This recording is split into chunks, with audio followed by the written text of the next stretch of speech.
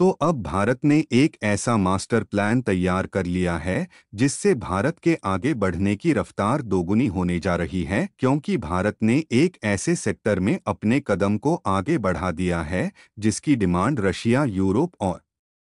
Middle east समेत दुनिया के कई देशों में है। दोस्तों, हम बात कर रहे हैं सेमीकंडक्टर चिप्स की, जिसके लिए अभी तक भारत पूरी तरह से सेल्फ डिपेंडेंट नहीं था। भारत में केवल 5 पर ही सेमीकंडक्टर प्रोड्यूस की जाते हैं, जबकि 95 पर सेमीकंडक्टर चीन, ताइवान, दक्षिण कोरिया और सिंगापुर जैसे देशों से इंपोर्ट किए जाते हैं, जिसके लिए भारत का लगभग $24 बिलियन इन्हीं सेमीकंडक्टर को इंपोर्ट करने में इन्वेस्ट हो जाता है। और इन्हीं सेमीकंडक्टर से बनने वाले चिप्स की डिमांड इतनी ज़्यादा है कि सभी प्रकार की इलेक्ट्रॉनिक डिवाइसेस किया जाता है, लेकिन भारत ने चीन से अपनी डिपेंडेंसी को खत्म करने के लिए सेमीकंडक्टर चिप्स प्रोडक्शन के मामले में अपना कदम आगे बढ़ा दिया है और भारत की तरफ से इस प्रोजेक्ट में 2000 करोड़ रुपए का इन्वेस्टमेंट किया जा रहा है। पूरी डेवलपमेंट क्या है, इस वीडियो में समझते हैं, लेकिन वीडियो में आगे बढ़ने से पहले भारत के इस नए कदम के लिए वीडियो को एक लाइक करके चैनल को सब्सक्राइब जरूर कीजिएगा। वीडियो की मेन खबर में आगे बढ़ने से पहले कुछ बेसिक जानकारियां लेना जरूरी है। देखिए, जो सेमीकंडक्टर चिप्स अभी तक भारत को चीन, ताइवान और सिंगापुर जैसे देशों से इंपोर्ट करना पड़ रहा था, अब हम उसी सेमीकंडक्टर चिप्स को भारत में मैन्युफैक्चर करने जा रहे हैं। और आपको जानकर हैरानी होगी कि इन सेमीकंडक्टर चिप्स की डिमांड ग्लोबल मार्केट में इतनी ज़्यादा है कि चीन और ताइवान जैसे देशों ने इसी सेमीकंडक्टर चिप्स के बलबूते अच्छा खासा मुनाफा लूट रहे हैं, क्योंकि भारत ने अभी तक इस सेक्टर में अपने कदम को आगे नहीं बढ़ाया था। लेकिन अब जब भारत ने इस सेक्टर में अपने कदम को आगे बढ़ा दिया है, तो भारत में मैन्युफैक्चर होने वाले सेमीकंडक्टर चिप्स की क्वालिटी के आगे चीन और ताइवान में बने सेमीकंडक्टर चिप्स पीछे हटने वाले हैं। आपको बता दें कि सेमीकंडक्टर चिप्स का इस्तेमाल सभी प्रकार की इलेक्ट्रॉनिक डिवाइसेस, स्पोर्ट वॉच और व्हीकल्स समेत सभी हाउस होल्ड आइटम हो या फिर कोई भी डिजिटल प्रोडक्ट क्यों ना हो, बिना सेमीकंडक्टर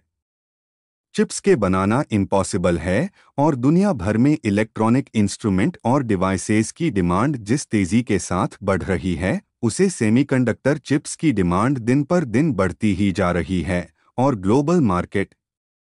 में सेमीकंडक्टर चिप्स की डिमांड को देखते हुए भारत ने इसे मैन्युफैक्चर करने का फैसला ले लिया है। और भारत ने कुछ ऐसे मास्टर प्लान इसके लिए तैयार किए हैं जिससे सेमीकंडक्टर चिप्स को कम इन्वेस्टमेंट के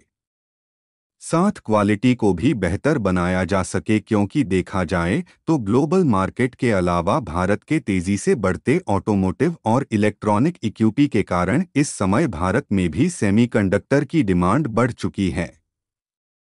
और इस समय भले ही चीन सेमीकंडक्टर चिप्स मैन्युफैक्चरर के मामले में नंबर 1 पर है, लेकिन चीन में प्रोड्यूस होने वाले सेमीकंडक्टर चिप्स की क्वालिटी बहुत ही ज़्यादा खराब होती है। और सेमीकंडक्टर चिप्स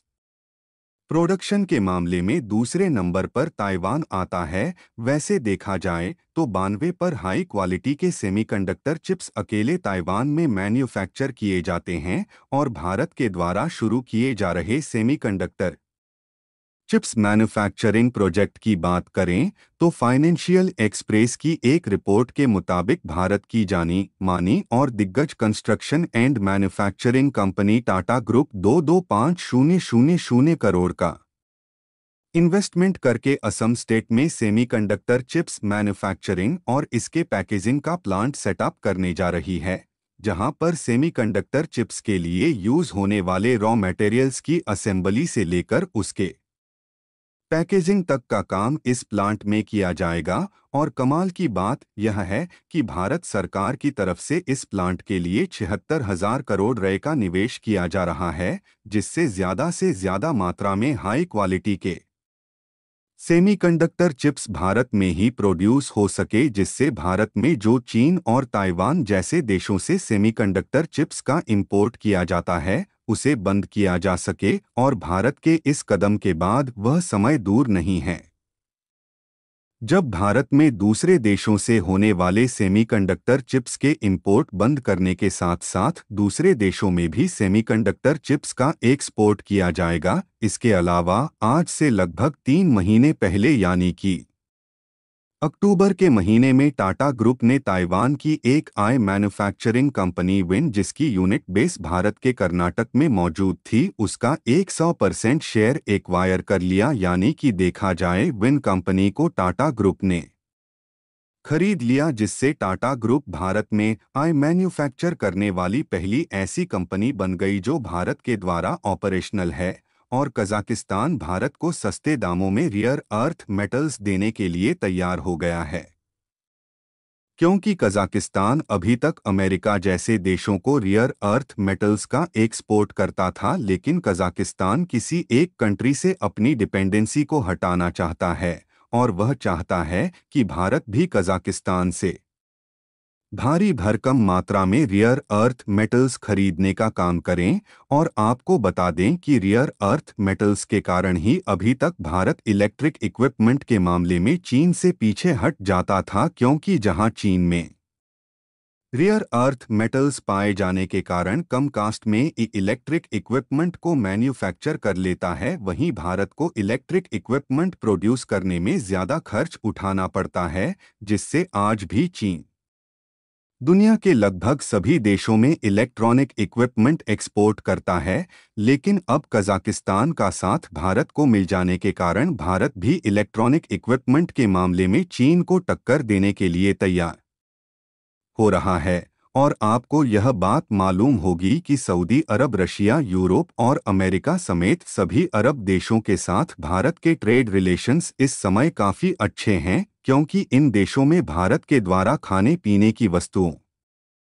से लेकर व्हीकल्स तक को एक्सपोर्ट किया जाता है। और इन देशों से भारत भारी मात्रा में कच्चा तेल भी खरीदता है। और अब इन्हीं देशों के साथ भारत के रिलेशंस अच्छे होने का फ़ायदा मिलने जा रहा है, जहां हम भारत में मैन्युफैक्चर होने वाले सेमीकंडक्टर चिप्स को एक्सपोर्ट कर पाएंगे, क्योंकि इन देशों में भारत ने जो अपनी पहचान बनाई है वह आज भी बरकरार है। और यह देश उन चीज़ों को भारत से ही इंपोर्ट करना चाहते हैं जो भारत प्रोड्यूस कर सकता है। वैसे आपको क्या लगता है कि भारत के द्वारा सेटअप किया जाने वाला यह प्लांट भारत के लिए मददगार साबित होगा या नहीं? अपनी राय कमेंट में ज़रूर बताएं। और भारत के द्वारा ऐसे शानदार कदम उठाए जाने के लिए वीडियो लाइक ज़रूर करें। इसी तरह और भी नॉलेजेबल वीडियो देखने के लिए चैनल को सब्सक्राइब करके भी बेल नोटिफिकेशन को ऑल पर ज़रूर रखें। साथ ही अपने मित्रों तक शेयर करना बिल्कुल भी ना भूले। जय श्री राम।